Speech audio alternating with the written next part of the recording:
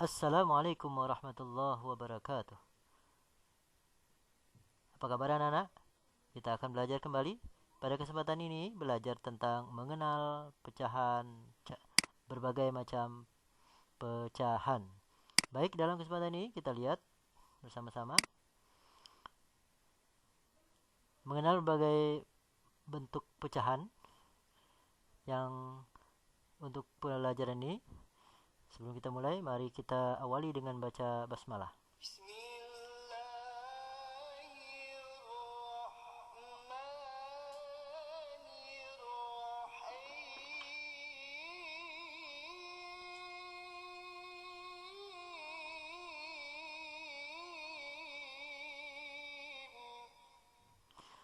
Pecahan yang pertama adalah pecahan biasa.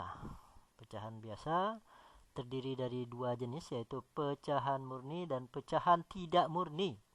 Pecahan murni ditandai dengan pecahan yang pembilangnya kurang dari penyebutnya. Kurang dari penyebutnya, artinya pembilang itu yang berada di atas, itu nilainya atau angkanya itu berada di bawah angka penyebut. Nah, untuk hal ini sebelum kita lanjutkan harus ingat lagi pecahan dan penyebut. Masih ingat di mana letaknya? Baik, pembilang itu berada di atas, penyebut berada di bawah. Berikutnya, yang kedua adalah pecahan tidak murni, yaitu pecahan yang pembilangnya lebih besar dari penyebutnya. Nanti kalau misalnya angka yang pembilang pecahan murni misalnya 2/3, 3/5. Nah, 3 itu lebih kecil dari 5.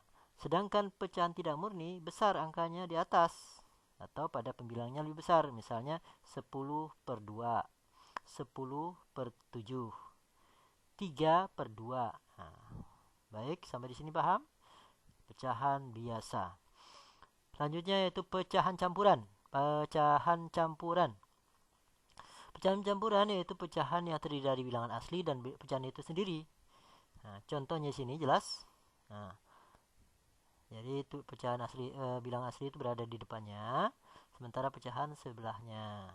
1/3/4 itu contohnya. 4/1/2 atau 3/5/6. Masih banyak lagi contoh yang lain yang bisa kalian tulis sendiri ataupun pelajari sendiri. Sampai sini jelas? Baik, itu pecahan campuran yang terdiri dari bilangan asli dan pecahan.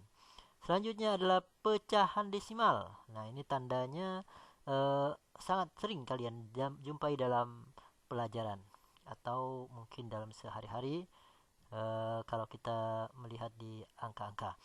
Pecahan ini adalah pecahan yang penyebutnya merupakan perpangkatan 10. Penyebutnya merupakan perpangkatan 10. Bisa dipahami? Jadi yang bawahnya itu pangkat 10, bawahnya, bagian bawahnya.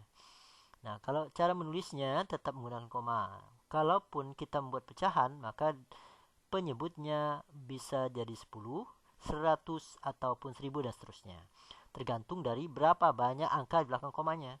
Nah, jadi komanya itu menjadi ciri khasnya. Banyak angka di belakang koma itu menunjukkan pangkat penyebutnya.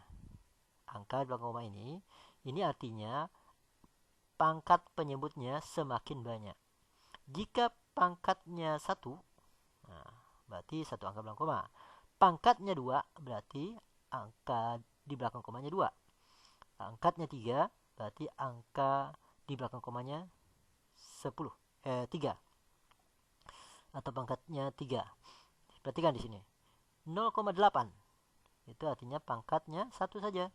Berarti kalau ditulis dalam pecahan, komanya hilang, nolnya pun karena 0 bukan nilai, tidak ada nilainya, maka nulisnya 8/10.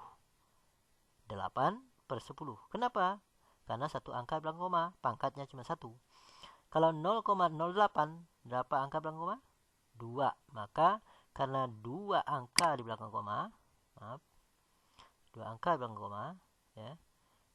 Jadi 2 angka di belakang koma ini, maka pangkatnya 2, jadi 100. Menulisnya 00-nya dihilangkan, koma dihilangkan, 8 per 100. Berikutnya 0,008. Ada berapa angka? 1, 2, 3. 3 angka belakang koma, berarti pangkat di penyebutnya ada 3. Berarti 8 per 1000. Lalu bagaimana misalnya 0,1? 0,1 berarti 1 per 10. Kalau 1,5, 15 per 10. Kalau 1,05, 105 per 100.